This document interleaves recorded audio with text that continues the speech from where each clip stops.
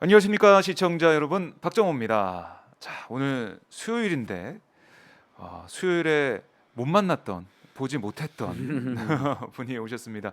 월요일마다 만났던 안진걸 민생경제소장님, 오늘 수요일에 만나 뵙겠습니다. 안녕하십니까? 안녕하십니까. 네. 안진걸입니다. 월요일마다 월요일날 뵀었는데. 어머님께서 네.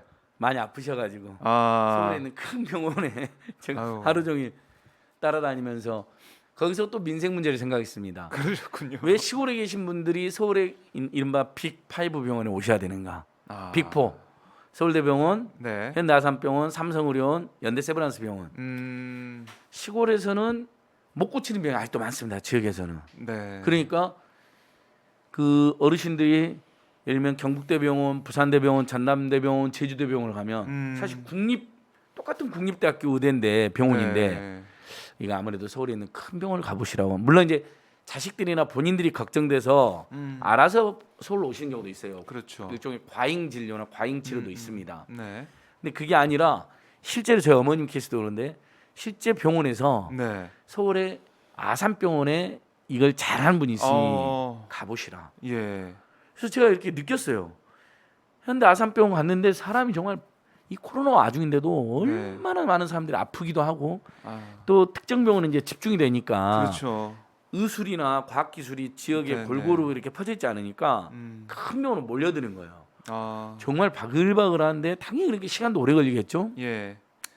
어머니 뭐 줄 서가지고 체혈 접수 뭐 그다음에 초음파 검사 다니는데 하루가 딱 꼬박 걸린 거예요. 아우.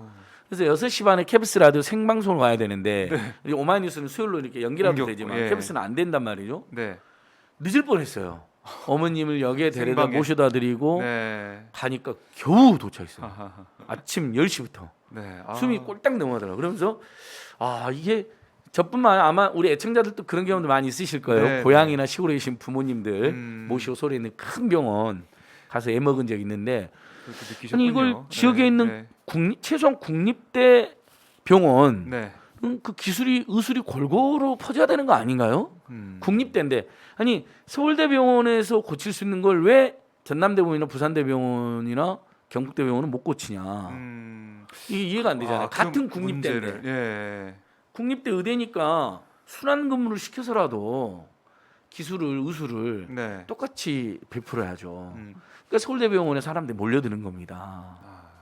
그걸 또 느끼고 그 민생을 또 거기서도 생각하시면서 느꼈죠. 느끼고 오셨네요. 그리고 여전히 비보험 급여가 많고 문재인 케어가 굉장히 좋은 정책으로 건강보험 보장수가 늘려나긴 하지만 네. 아직도 65%가 안 돼요. 아, 35% 이상을 개인들이 부담하니까 예. 저희 어머님만 해도 그냥 아픈 거 고치시는데 집중해야 되는데 계속 하루 종일 이렇게 병원비가 비싸다냐, 어떻게 된 거냐, 막내야. 네. 문재인 대통령 되면 다 병원비 줄어든다고 하지 않았느냐. 어머니 많이 줄어들었어요. 네. 근데 국민의힘이나 의협이 반대해요. 건강보험을 막 민영화시키려고 하는 이명박의 시도도 있었고요, 박근혜의 시도도 있었고요, 막 네. 그런 이야기를 좀 했습니다. 자, 서설이 길었는데요. 네, 애청자 어쨌든 여러분 반갑습니다. 반갑습니다. 예, 월요일 댓- 못 와서 댓글 죄송하고요. 보니까 효자다. 막 예, 예. 다 누구나 뭐 부모님 아프시고 그런 거 아닙니까? 네. 자, 코로나 때문에 다들 걱정이신데 우리 오마이뉴스 1층에 있는 소호정이라는 식당 네. 거기서도 종호번 선생님이 한번 확진이 있더라고요. 아, 그래요. 예, 그래서 여러분 여의도가 요즘 난리인데 웬만하면 오지 마시고요. 예, 소호정 식당은 다음에 소호정은 맛있는데 네. 우리 이제 중소상공인 살리기 하니까 많이 가시는데 여의도 파라곤 빌딩 지상 1층에 있는 소호정에 확진자가 있어요. 아마 지금 그렇군요. 폐쇄돼 있을 겁니다. 예. 예, 그래서 그러니까 코로나19 상황이 좀 엄중해지고 예, 있어가지고 엄중해졌어요. 예. 좀 조심해야 된다. 괜찮습니다. 이 말씀이시고요. 신간 하나 소개하겠습니다. 이제 네. 제 책은 아니고 제 책은 뭐 되돌아보고 쓰다는 옛날 오마이뉴스 많이 소개해 주셨고요. 네. 우리 구봉기 소장님 떠오르는 경제 전문가 예. 샛별 우리 범민주 진보진영 희망 네. 고졸 출신 경제 전문가에서 더 눈길을 끕니다. 음, 그 공부 많이 한다고 해서 경제 전문가 아니거든요. 사실 민중들이나 많죠. 예, 민중들이나 국민의 편에 그 기재부에 공부 많이 한 사람들 끝까지 경제 활성화라든지 국민 편에 서는 걸 거부하고 있잖아요. 네. 근데 이 고졸 출신 경제 전문가, 생활 경제 전문가인 구봉기 생활경제소장의 집값의 딜레마. 네. 그래서 이 책이 지금 문재인 정부의 부동산 정책을 잘 설명하고 옹호하고 있습니다. 결과적으로 집값이 오른 잘못과 실패가 있지만 네. 사실 그 투기 세력을 근절하고 그렇게 해서 다주택자들이 집을 내놓게 만들고 또 공공임대주택을 늘려서 자기 집을 사지 않으려고 하는 사람들은 공공임대주택에서 쫓겨나지 않게 살게 하고 네. 또 민간 임대차에서는 임대차 3법으로 조금 더 오랫동안 편안하게 살 수 있도록 해준 그 철학과 내용과 접근은 올바른 것이었거든요. 네. 그에 대한 총정리가 되어 있습니다. 그래서 여러분 집값의 딜레마 이제 55%의 집을 가진 가구들이 집값이 떨어지는 것을 원하지 않기 때문에 네. 아무래도 이제 뭐 물론 그 중에서 세금 부담 때문에 떨어져 상관없다는 분도 계시지만 그런 유주택자가 더 많은 상황에서 정부나 정치권이나 언론들이 44%의 무주택자들을 무시하고 네. 심지어 더 나아가 부동산 투기 세력 다주택자들을 비호하는 정책과 입장을 필요하다 보니 정책이 더 펼치기 힘들어졌다라는 점도 잘 나와 있는데요. 네. 그러니까 여러분들 강추하면서 오늘 이야기 본격적으로 시작했습니다. 광고까지. 예, 해주셨습니다. 저는 저기 일단 윤석열 네. 씨하고 이준석 씨를 좀 비판 좀 해야 되겠습니다. 아, 또 어떤 비판거리가 그 있나요? 윤석열 가는 데마다 방역 지침 잘 안 지켜서 뭐 문제도 되고 있던데요. 이번에 호프집. 이번에 뭐 호프집도 마찬가지인데 그 전에 뭐 저 강원도에 가가지고도 마구 사람들 사진 마스크도 찍을 안 때. 쓰고 막 예. 찍었잖아요. 사실 저도 방역 지침 어긴 경우가 있죠. 저도 모르게 막 사람들이 모여드는 경우도 있고. 그렇죠. 근데 마스크는 어떤 식으로든 쓰거든요. 음. 사진 찍을 때도 무서워서 마스크 쓰죠. 왜냐하면 마스크 다 국민들 고생하는데 나만 안 쓰는 것도 미안하고 나 때문에 네. 퍼져도 안 되고. 그다음에 사진 찍어서 올라가면 마스크 안 쓰면 혼날 수도 있고 비판받을 수 있으니까. 근데 윤석열은 마스크도 안 쓰는데 웃긴 거는 언론에서 마스크 안 쓴 사진 또 살짝 지워주고 마스크 쓴 사람 교체해주고 그랬잖아요. 뭐 네. 이런 짓들 했는데 아니 이 사람이 대전에 가서 그 방역 지침을 위반한 현장을 그 활개친 것뿐만 아니라 모자를 썼는데요. 네. 기가 막힌 모자입니다. 음. 탄소 중립이란 말은 들어봤는데 마스크. 예 원자력 탄소 중심 기후 대응 마스크예요. 음. 이거 지금 굉장히 유행하는데요. 잘 여기 이제 찾아보시면 됩니다. 네. 원자력을 비호하는 것까지 원자력이 세계적으로 위험한 에너지라는 걸 다 알고 있는데 네. 불가피하게 설령 원자력 발전을 사실 문재인 정부가 원자력 발전을 줄였다는 것도 팩트가 아니잖아요. 그렇죠. 앞으로 줄여나가겠다는 계획을 발표한 거지. 네. 실제로는 지금 원자력 발전은 오히려 늘어나고 있어요. 예. 수치상으로. 그러니까 일단 팩트 체크 가짜 뉴스 뭐 네. 원자력을 확 줄여갖고 뭐 전기세가 폭등했다는 완전 다 거짓말인데 다죠. 자기가 이제 원자력을 비호한다 쳐요. 근데 그까지는 치더라도 탄소 중립이지 무슨 탄소 중심 기후 대응입니까? 이 사람은 그러면 탄소 중심 기후 대응이니까 이거잖아요. 네. 이산화탄소 계속 팡팡 배출해서 네. 지구를 뜨겁게 만들고 지구를 온난화해도 상관없다는 거잖아요. 그런 의미가 된 거죠. 뭐 본인은 원자력이 네. 친환경이다. 그러니까 예를 들면 이산화탄소 발생에 따른 화석가 에너지보다 덜한다는 네네. 주장하고 싶었겠죠. 이해는 하겠어요. 근데 어디서 공부도 안 해가지고 이런 예, 죄송합니다. 오타를 잘 탄소주 보고 그러면 보고 써야 되는데. 본인이 이건 문제가 있습니다 하고 안 써야 되는데 그렇죠. 저는 안 여러분 맞다는 거죠. 이 사람이 탄소 중립이라는 말을 모른다에 20만 원 겁니다. 그래요. 모릅니다. 애청자 에이, 여러분 설마. 우리 오마이뉴스에는 뭐 보수적인 애청자들도 많이 들어오시니까 네. 아닙니다. 저는 이 사람이 정말 그동안 수사할 때도 무식한 모습을 너무 많이 보여줬고 직권남용하는 걸 많이 보여줬고 그런 거 있잖아요. 너무 무식하게 직진하면서 전후 사정 살펴봐야 되고 네네. 또 인권도 살피고 또 이게 직권을 우리가 남용한 걸 아닌지 점검도 권력이 셀수록 늘 그렇게 점검하고 네. 성찰하고 견제받아야 되는 네. 그런 걸 한 적이 한 번도 없잖아요. 음. 그러니까 이제 문재인 정부를 무조건 비난해야 되는데 이제 탈원전을 표방했으니까 네. 이제 그 사람도 막 다닌단 말이에요. 그것까지 뭐 본인 입장이니까 그렇다 쳐. 우리는 뭐 세계가 탈원전으로 가는데 윤석열 씨가 역행하는 것에 대해서 당신 시대착오 고정 사람이라고 딱 비판하고 그냥 그치려고 그랬어요. 예. 근데 탄소 중심이 뭡니까?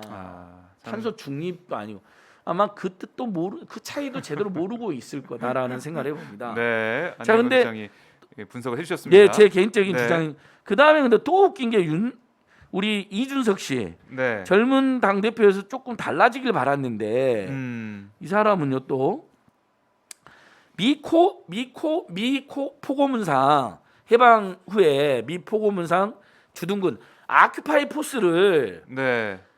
아큐파이가 뭡니까? 음. 누가 봐도 아큐파이 월스트리트 여러분 다 기억나시죠? 점령하라. 아큐파이 월가를- 월스트리트를 네, 점령하라. 점령하라. 맞아요. 금융자본주의의 모순과 폐해를 극명히 드러낸 유명한 시잖아요. 그렇죠. 그걸 누가 월스트리트에서 주둔하라, 네. 월스트리트에서 살아라. 라고 번역을 했습니까? 근데 이준석 씨가 영어 좀 한다는 사람이 하버드.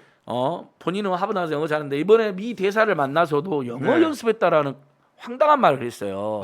아니 한미 관계 엄중함이 한반도 정세와 한미 관계 엄중함이 정말 그 너무나 중요한 이슈인데 네. 미 대사를 만나서 어땠냐고 기자를 물어보니까 예. 영어 연습 좀 했다. 근데 기자들이 비판 안 해요. 그건 장난이라도 그런 말 하면 안 되는 것이거든요. 네. 근데 더 나아가서 미 메가더 포고문에 여러분 보면 아큐페이션 그다음에 아큐파잉 포스라고 여러 번 나옵니다. 우리가 일본의 영토 미군이 보기에는 한반도도 일본의 영토였던 거예요. 식민지 당시에는 네. 점령한 겁니다. 일단 점령했는데 니들 까불지 말라고 포고문 낸 거잖아요. 조선 인민들 협조해라 까불지 말고 심지어 저항하지 말라고 해놨습니다. 네. 조선 인민 조선 국민들의 자주권을 완전히 말살하고 음. 물론 나중에는 남한만의 단독 정부에 물론 그건 문제가 있었지만 협조를 한 건 맞죠. 그래서 네. 이재명 지사나 역사학자들이 말한 게 딱 맞는 겁니다. 점령군은 도롱군은 확실하고 다만 해방군의 성격도 있었고 일본을 몰아냈기 때문에 네. 그다음에 어쨌든 논란이 있지만 단독 정부가 들어선 후에는 상호 방위 조약을 맺었으니까 네. 저 철군했다가 다시 돌아왔잖아요. 한국 전쟁을 계기로. 그렇죠. 그러니까 그때부터는 이제 주한 미군이 되는 거죠. 점령군이 그렇죠. 아니라. 네. 물론 주둔하고 80년, 있는. 90년대 학생운동, 사회운동에서는 한국이 미군에 너무나 과도한 지배력이 있고 그 핵심 네. 주한미군이 있기 때문에 주한미군은 점령군이라는 주장도 있었습니다. 하지만 이재명 지사의 주장은 전혀 그게 아니잖아요. 딱 봐도 그 당시에 그쵸? 해방 전후에서 네. 친일파들과 그다음에 미군정이 네. 점령군으로 들어온 미군정이 합작해서 굉장히 역사 청산을 제대로 못하고 애국도에 네. 출발한 면이 있다. 그러나 우리 국민들이 그걸 지금 바로 잡은 거거든요. 우리가 대한민국을 바로 잡아가는 과정인데 네. 일면 역사적 사실이 분명한데 대한민국은 처음부터 너무나 아름답게 출범했다. 이렇게 후손들에게 역사를 왜곡할 수는 없는 겁니다. 네. 갑자기 전화가 걸려와서 끊고요. 자, 그래서 여기서부터 이 사람들의 함량 미달이 드러나는 겁니다. 그렇네요. 특히 윤석열 씨는 제가 사자성어로 해보니까 재밌더라고요, 이분이요. 사자성어로. 이야기할 때마다 이제 뭐 도리도리 너무 유명하니까 도리도리 맨날 도리도리 이건 너무 유명하잖아요. 네. 말하는 걸 잘 보세요. 국민의 심부름꾼이라면 네. 기본적으로 매우 겸손하고 차분하고. 그다음에 민생 문제에 대한 연구나 네. 한국 경제에 대한 연구가 되어 있어야 됩니다. 아직까지 단 한 번도 그런 단어가 안 나오잖아요. 자유민주주의. 예, 맨 자유만 강조하는데 네. 이승만식 반공 자유주의로 돌아간 겁니다. 지금 수십 년 전으로. 네. 그러니까 점령군과 친일파 결탁했단 말에 발끈한 겁니다. 아주 천박하고 아주 반민족적인 역사인식이 그대로 드러났고 네. 거기에 이준석도 점령군이 아니라 주둔군이나 말도 안 되는 소리를 짓거리면서 네. 심지어 또 뭐라 했냐 친일파 등용한 거 어쩔 수 없었다는 겁니다. 왜 어쩔 수 없습니까? 친일파 말고도 당시에 우리 인민들의 국민들의 엄청난 지를 받았던 지식인들 선각자들이 엄청난 여운형 선생님, 김구 선생님 전부 다 암살당하고 친일파들 등용한 건데 네. 그게 어떻게 어쩔 수 없는 건 반민특위를 짓밟고 제일 먼저 이승만이 권력을 잡자마자 한 짓이 반민특위부터 짓밟은 거잖아요. 네, 친일파를 네. 등용한 거. 그건 엄연한 사실이고 그것도 한국 전쟁이 일어난 역사적 배경 중에 하나가 된 겁니다. 북한에서는 그러니까 저쪽이 친일파 잔재들이다. 우리가 선제 공격을 해서라도 해방시켜야겠다. 이런 오판을 하게 된 거거든요. 그러니까 이제 역사를 공부해 보면요. 그러니까 일면 그런 사실들을 본인들이 인정을 하는 순간 네. 그러면 그 친일파들의 잔재가 지금 어디가 있느냐 당시에 이승만 독재 정권에 연결이 반공과 돼서. 자유와 친일과 친미만 해쳤던 네.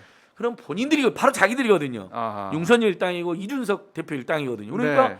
그걸 고백할 수가 없는 겁니다. 인정할 수가 없는. 그러니까 영어 이제 번역까지 왜곡을 하는 겁니다.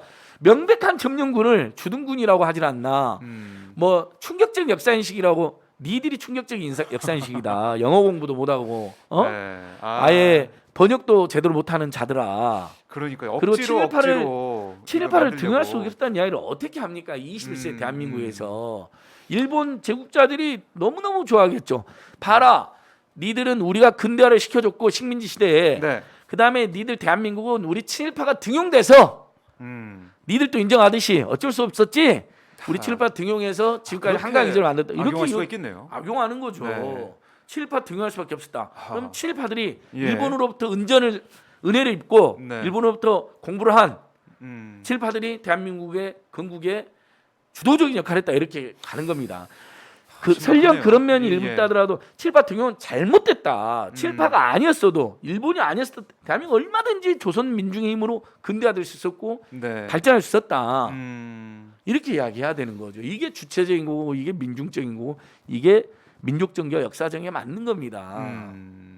그러니까 지금 보면은 윤석열 전 총장도 그렇고 이준석 대표도 그렇고 어떻게 보면 역사적인 빈곤, 역사 예. 뭐 의식의 되게 왜곡된 모습 이런 거 좀 계속 보는 것 같아요. 공부가 전혀 안 돼 있고요. 설령 공부를 했다 하더라도 얼치기로 해서 일면 정말 우리가 바로잡아야 될 민주주의와 인권과 민족정기와 역사정의로 한국의 역사를 다시 해석해야 되는 겁니다. 민중 네. 역사는 민주 역사로. 근데 이 자들은 워낙 옛날부터 수구 냉전 기득권 역사에 찌들어 있고 그 자들은 옛날부터 친일 사관, 지배 계급의 사관. 네. 그러면 당연히 대한민국을 친일파를 등용할 수가 없었다. 심지어 일제 협력할 수밖에 없었다. 네. 이런 식으로 한 거예요. 일본이 근대화에 기여했다. 어허. 이렇게 이런 사관의 흐름으로 있는 거죠. 그래서 이제 일본에 충성하다가 미국이 지배자가 되니까 또 미국에 달라붙었다. 어쩔 수 없었다. 힘센 사람한테 달라붙는 거. 이런 역사의 흐름에 있는 겁니다. 그러니까 이 자들은 네. 박정희한테 달라붙었죠. 전두환한테 달라붙죠. 노태우한테 달라붙은 겁니다. 군사독재 정권으로 국민을 학살하고 네. 매일처럼 비리를 저지르고 국민의 삥을 뜯어도 힘센 자 달라붙었고 어쩔 수 없었다. 네. 뭐 한국식 민주주의라는 궤변을 터뜨리고 조국을 근대화해서 어쩔 수 없었다. 이런 예. 식의 변명을 하는 겁니다. 아마 이 문제는 제가 모르겠습니다. 모르겠지만은 이 여야 대선 주자들이 맞붙고 뭐 윤 전 총장이 후보로 나온다고 치면 이 문제는 정말 뜨겁게 또 네. 우리가 보고 맞습니다. 붙어봐야 되는 그런 문제라고 저는 이건 보여지는 거죠. 한판 이미 윤석열이 도발했고 이준석이 네. 가담했으니까 국민들 앞에서 공개 토론하면요. 어. 저는 국민들 뭐 물론 친일자인제 찌들어 있는 국민들도 일부 계시지만 극히 일부 있지만 그분들 네. 제외하고는 국민들이 용납 안 할 거라고 봅니다. 네. 어떻게 만든 대한민국인데요. 네. 바로 그런 맹목적인 친일 세력들과 자유라는 걸 내세워서 반공 수구 냉전 기득권으로 이 땅을 짓밟았던 자들을 네. 끊임없는 민주화 운동으로 4.19에서 반유신 투쟁으로 1.8로 6.5항쟁으로 촛불 시민혁명으로 그러면서 좀 더 민주적이고 좀 더 민족적이고 좀 더 민중적인 나라를 만들려고 하는 피땀 흘린 역사를 이 자들이 지금 부인하는 겁니다. 네. 미국이 우방이다 하더라도 미국이 점령군으로 온 건 사실인 거고 네. 그러나 성격이 좀 바뀐 부분이 있는 거고 한국전쟁 때 우방으로 도움을 주면서 그렇지만 또 5.18 때 이번에 문서 공개됐잖아요. 네. 광주에 학살군을 투입하는 걸 미국이 적극 알고 있었고 용인한 게 이번에 오늘 또 문서가 어제 오늘 문서가 개발. 네. 그러니까 오히려 독재 정권 군사 독재 정권의 배후에 미국이 있었. 그런 역사적 사실인데 어떻게 해요? 그 비판하고 지적할 건 지적해야죠. 한국 전쟁 때 미국이 도와줬어요, 여러분. 고마운 일이에요. 그러나 도와주는 과정에서 너무나 많은 양민을 미군이 학살했어요. 한국군도 학살했고, 뭐 북한군도 그런 면도 있지만 네. 더 많은 학살이 미군이나 한국군대에서 있었단 말이죠. 그건 역사적 팩트예요. 뭐 노군이뿐만 아니라 거창 양민학 진짜 너무나 많아요. 지금도 그 피해자들이 다 살아 계세요, 자식들이. 그러면 우방이었으니까 모른 척 해야 됩니까? 도와주러 오신 건 고마운데 너무나 많은 학살을 저질렀고 양민을 죽게 했습니다. 네. 라는 건 문제 제기를 해야죠. 미국도요. 어떻게 하냐면 그 군인에 대한 예우가 대단하잖아요. 미국이요. 영화 같은 거 그렇죠. 보면 네네. 정말 막 한 분 한 분 돌아가실 때 보면 엄청나게 예우를 하잖아요. 네. 근데 전쟁터에 나가서 교전 수칙이나 전쟁 수칙을 위반하고 양민 학살하고 그러잖아요. 그건 다 미국도 지금도 처벌해요. 물론 이제 그걸 은폐하고 봐준 경우도 많았지만 네. 그 전쟁 범죄, 전쟁을 수행하는 과정에서 어쩔 수 없는 살인 말고 네. 불필요한 살인을 저질렀다. 그럼 미군도 다 처벌한단 말입니다. 네. 자, 저희가 그 이 예. 미점령군 그 단어에 대한 국민의힘 쪽의 비판, 뭐 윤 전 총장의 비판 이 얘기를 하다가 여기까지 좀 흘러왔는데 다시 좀, 민생 문제로 네, 가야죠. 민생 문제로 돌아가서 저희 댓글 보니까 예. 뭐 민주당 의원의 정신 차리기 좀 지적해 주세요. 예, 이런 예, 댓글이 예. 좀 자, 있어요. 여러분 제가 지금부터 네. 10분 동안 아주 요약을 한번 제대로 해보겠습니다. 자, 오늘 민주당 의총을 엽니다. 오후 열어요? 예, 네. 저는 여러분 이미 제 트위터 뭐 힘은 미약하지만 네. 트위터, 페이스북 그다음에 민주당 의원들 개인적인 연락, 전화, 그다음에 SNS, 그다음에 민주당 의원들이랑 이렇게 같이 정책 공부하는 방이 몇 개 있어요. 그러세요? 뭐 소확행위원회 활동했던 아, 방도 네네. 있고, 그다음에 옛날에 민주당 공천관리위원 같이 했던 방도 있고, 예. 여러 방마다 다 올렸어요. 아, 다 올리셨어요. 80%는 말이 안 된다. 자, 일단 네.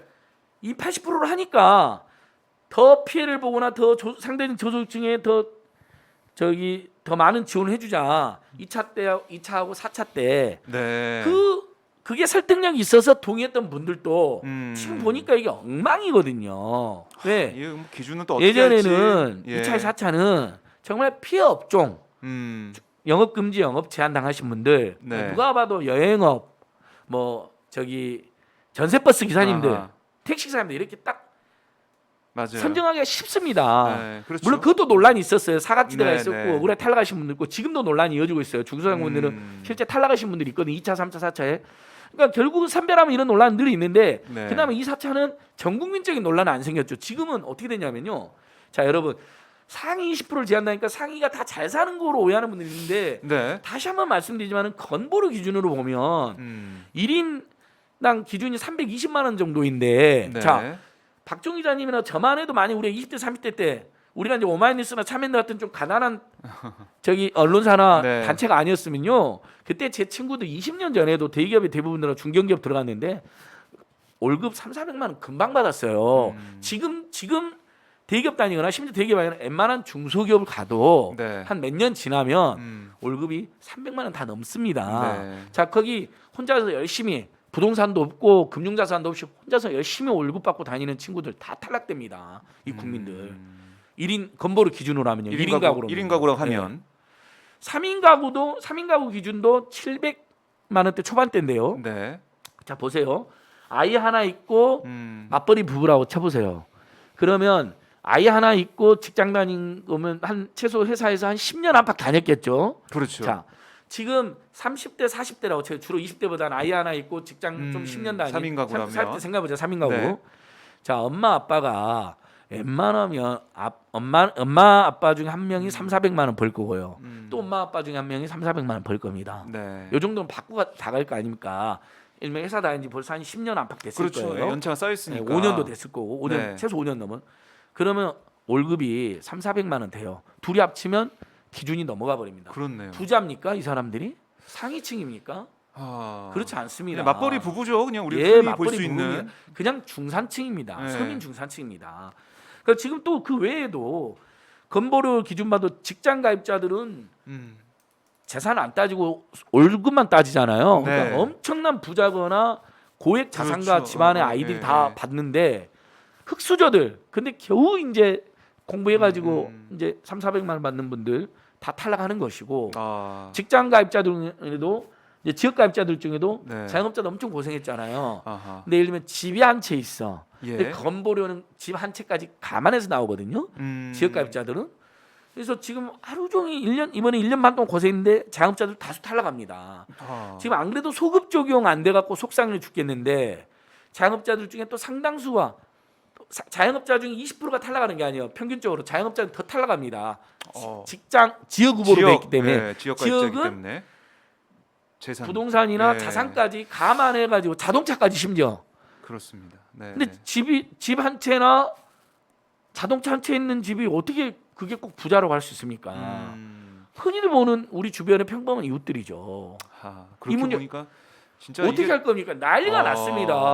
홍남기 부총리 한 사람을 제어하지 못해서 민주당이 왜 홍남기 그럴까요, 하도 진짜? 똥꼬집을 펼치니까 네.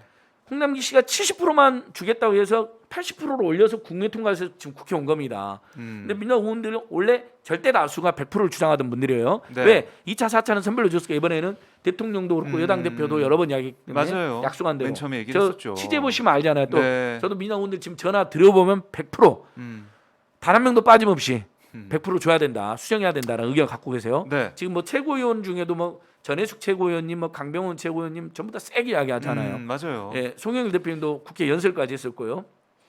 박안주 정책위원장도 이거 원안대로 통과할 수 없다고 지금 벌써 모습을 갖고 있습니다. 그러니까 이게 얘기만 들어보면 쉽게 예. 홍남기 부총리의 이 그래서 고집을 꺾고 할 수 있을 보세요. 것 같은데. 25만 원 80% 주면 10.4조가 들어요. 네. 이렇게 대난리를 피우고 복잡하게 하고 1년 반 동안 사실 부자 중산층 서민할 것이 고생 같이 했잖아요. 이건 재난지원금에서 국민 1호금 성격을 갖고 있거든요. 이번에는요. 그렇죠. 이번에는 그다음에 5차는 내수경제 활성화의 성격도 가지고 있고 네. 작년에 1차 때 14.3조 풀어서 내수경제 많이 활성화됐어요. 근데 오히려 1년 반간 경제는 더 어려웠는데 푸는 돈이 10.4조예요. 4조를 더 줄여버려요. 이것도 아니. 이해할 수 없는 처사고요. 경제부총리가 아니 세수를 돈을 더 많이 맞췄고. 풀어야지 경제 살 거 예. 아니에요. 아니 그래서 신용카드 캐시백 한다고 그러더라고요. 그러니까 거기다가 이게 더 열받는 게 이제 상위 20%는 어떻게 되냐면요. 상위도 아니지만 국민 20%. 일단 여러분 국민 20% 오르면 느낌이 얼마 안 별로인 될 것 것 같지만 같아요. 예. 5,200만 국민으로 치면 네. 저 무려 1,050만 가까운 어. 국민들입니다. 1,000만 명, 그러니까 1,100명 가까운 국민이 1,100만 배제돼 명. 버린 겁니다. 그 예. 사람들 곧 이번 1년 반 동안 고생 안 했습니까? 그다음에 부자들 중에 경제적으로 피해 본 사람 없습니까? 아니 그 숫자 사람들도 피해 들으니까 많이 팍 받거든요. 오네요. 예, 이 느낌이. 1,050만 명이에요. 예. 마스크 비용, 손 선생님 비용 안 들었습니까? 아하. 그리고 마음을 모아서 재난이 이 위기를 다 같이 극복하자면서요. 근데 80%는 주고 20%안 주면 그게 마음이 모아집니까? 상위 20% 20%들 하위 80%는 서로 마음 상하고 미안하고 민망하고 옆집은 받는데 나는 못 받고 속상하고 친구는 받는데 나는 받는데 친구는 못 받고 열받고 술 4시 술 한 잔 먹었어요. 맞아요. 다 이제 고만고는 살아요 뻔히. 예. 근데 너 받았냐? 근데 그래서 나는 그 얘기, 받았어. 그 얘기 나오겠죠. 근데 세 친구들은 우연하게 못 받았어. 아하. 어디 왜 못 받았냐? 그러면 술 한 잔 먹다가 기분 얼마 서로 민망합니까? 술값은 예. 그분이 내야 되겠네요. 요즘 앞으로 지금의 화제는 백신 맞았냐 아니잖아요. 네, 맞아요. 앞으로 이대로 가면 지원금 받았냐 안 받았냐. 너는 왜 탈락했냐? 너 가난하잖아. 뭐 이런 난리가 날 겁니다. 그리고 신용카드 캐시백 1조 1,000억을 쓴다는데 여러분. 네. 그 돈을 써서 신용카드사들에게 막대한 특혜를 주느니 그냥 그 돈으로 사실 신용카드 캐시백은 신용카드에 자발적으로 해도 돼요. 지금 돈을 엄청 벌었어요. 코로나 시기에 이분들이. 왜냐하면 맞아요. 국민들이 빚을 내서 살 수밖에 없으니까. 오히려 신용카드사들이 자발적으로 더 쓰면 캐시백 주겠다. 이렇게 하면 되는 거고요. 이벤트로. 자발적으로. 국민들은 정부는 1조 1천억 쓸 필요 없이 그것을 만약에 지금 국회에 제출안에 10.4조라고 그랬잖아요. 80%. 네, 네. 거기에 1.1조를 붙이면 11.5조가 되잖아요. 거기다- 11.5조죠. 네, 거기다 조금만 더. 그걸로 그냥 국민한테 모두 나눠주면 아. 22만 원이 됩니다. 22만 원. 그래요? 25만 원씩 80% 줘서 난리를 네, 피우느니 이 난리가 나느니 네. 22만 원씩 전 국민한테 깔끔하게 주고 아니 신용카드 그다음에 진짜, 예, 할 필요 홍남기 없네. 부총리 말대로 네. 어려운 사람 더 도와줘야 된다 주장하잖아요. 그 이거 일리 있잖아요.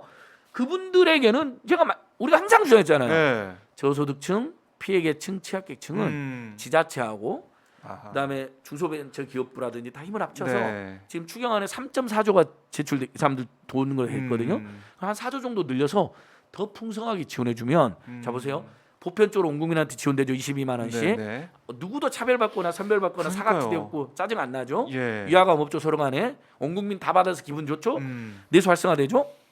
그다음에 저소득층하고 피해계층은 더 도와줘야 된다는 우리 따뜻한 우리 국민들 마음씨가 있잖아요. 네. 그분들은 당연히 영업 금지, 영업 제한, 그다음 피해 업종, 뭐 여행, 공연, 전시, 뭐 그다음에 뭐 급식 농가, 화훼 농가, 네. 꽃집 이런 데 다 피해봤잖아요. 이런 데는 지금 3.4조에 주는데 6천억 정도 더 늘려서 또는 1.6조 더 늘려서 한 5조 정도로 진짜 피해 풍성하게 배치는 온 국민이 좋아지는 거면 이른바 선별 지원론자들이 주장하는 네. 형평성 문제도 해결이 되는 겁니다. 왜냐하면 딱 전 국민에게 똑같이 재난지원금 주면 유일하게 문제가 뭐냐면 어떻게 야 가난한 사람도 힘든데 가난한 사람들도 30만 원, 부자도 30만 원. 그렇게 양극화 해소되는 건 아니잖아요. 그렇죠. 다만 똑같이 이것도 의미는 주면. 있어요. 부자에게 30만 원 푼돈이지만 가난한 사람 30만 원 엄청난 돈이 그럼요. 돼가지고 네. 어떤 식으로든 가난한 사람들은 30만 원 받아야 되니까 똑같은 돈을 준다고 해서 효과가 같지는 않아요.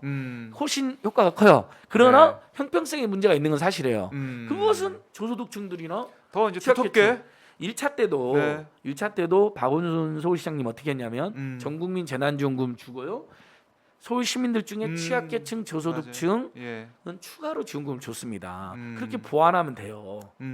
그러면 깔끔해지는 거예요. 그러면 진짜 우리 국민들 다 기분 좋고요. 아니 내수 활성화도 훨씬 더 잘 되고. 만약에 우리 국민들이 25만 원 80% 받는 걸로 했는데 전 국민 다 받고 신용카드 그거 안 하고 하면서 22만 원씩 받는다. 우리 국민들 찬성할 것 같은데요? 그러니까 다? 그리고 그렇습니다. 그다음에 또 저 SNS에서도 지금 그거 하는 분도 있더라고요. 예. 경기도 의장님도 했는데 찬성 훨씬 많았는데요. 아. 자, 지금 자꾸 보편이나 선배나 물어보면 네. 팽팽하게 나오는 경우가 많아요. 왜 그러냐면 국민들이 마음씨가 착하다니까요. 더 그렇죠. 어려운 사람들은 건. 선배를 더 많이 주자는데 네. 그럼 나는 어떻게든 아니, 더 그런 줬으니까 마음이죠. 예, 양보할게. 사실. 예. 그렇게 하라는 거예요. 근데 음. 제가 다시 한번 이렇게 물어보는 거예요. 온 국민에게 보편적으로 빨리 주고 음. 그 다음에 더 힘들었던 사람, 더 피해 보는 분들은 네. 선별해서 추가로 주는 거에 대해서 어떻게 생각하냐면 이게 우리 국민들의 생각은 거의 99%가 찬성할 겁니다. 이렇게 가야죠. 근데 끝까지 고소득자를 안 줘야 된다 홍남기 부총리의 고집을 피우려면 네. 그래요. 그러면 상급 이상 공무원들은 아예 안 받는 거로 반납을 하든지 본인들부터 음. 모범적으로. 그리고 저번에 1차 때도 그랬거든요. 안 받는 거 체크할 수 있어요. 네. 고소득자들 중에는 안 받는 거 체크한 사람 꽤 돼요. 음. 내가 이거 뭐 받아서 뭐 하냐 하면서. 그렇게 하시면 되잖아요. 그렇죠. 안 쓰면 되는 예, 거죠, 사실은. 예, 본인들이. 네.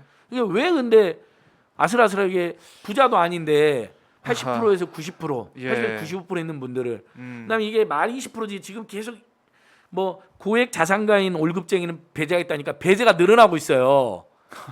80%가 아니라 더 줄어드는 거예요 지금 오히려 기재부 말대로 하면. 진짜 이 사람들은 제가 보기에는 대통령 합니까? 엿먹이는 사람들이고요. 대선 때 국민의힘이 되라고 지금 선거운동하는 겁니다.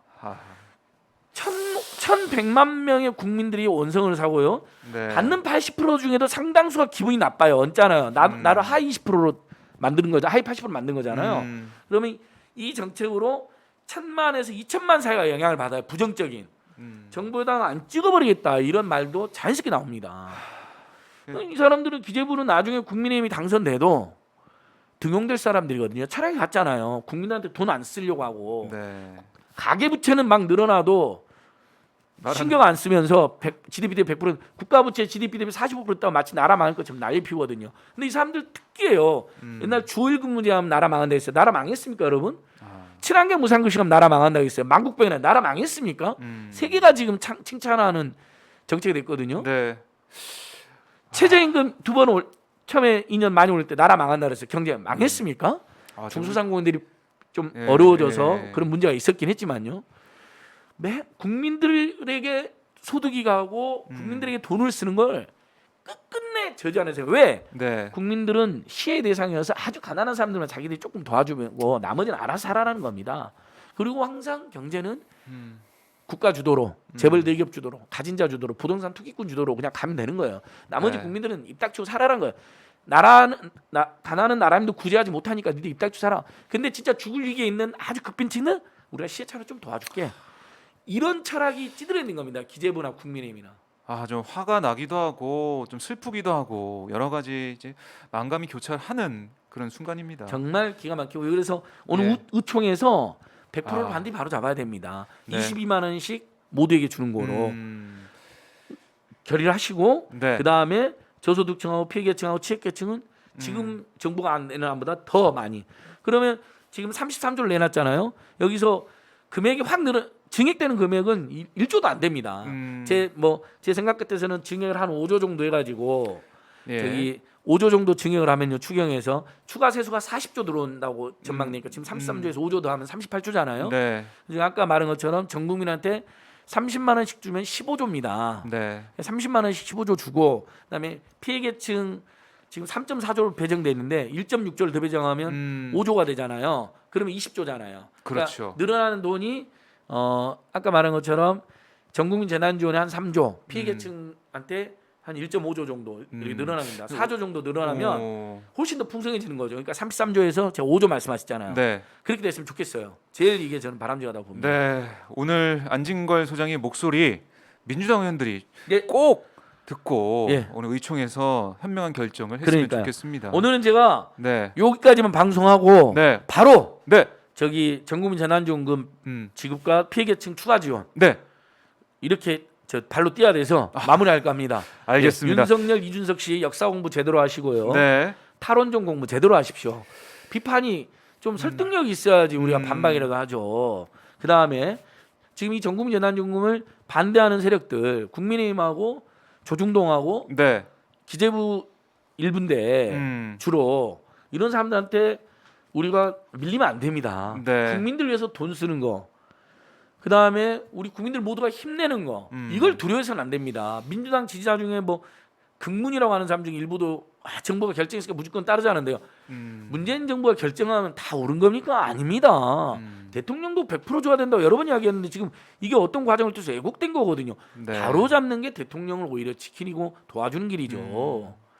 알겠습니다. 자, 오늘은 이 정도로 마무리하고 다음 주에는 월요일에 예, 다음 주 소장님 월요일 날 어김없이 뵙도록 10시에. 하겠습니다. 예, 네, 여러분 고맙습니다. 더 발로 뛰겠습니다. 네. 고맙습니다. 네, 고맙습니다. 예, 안녕히 계십시오.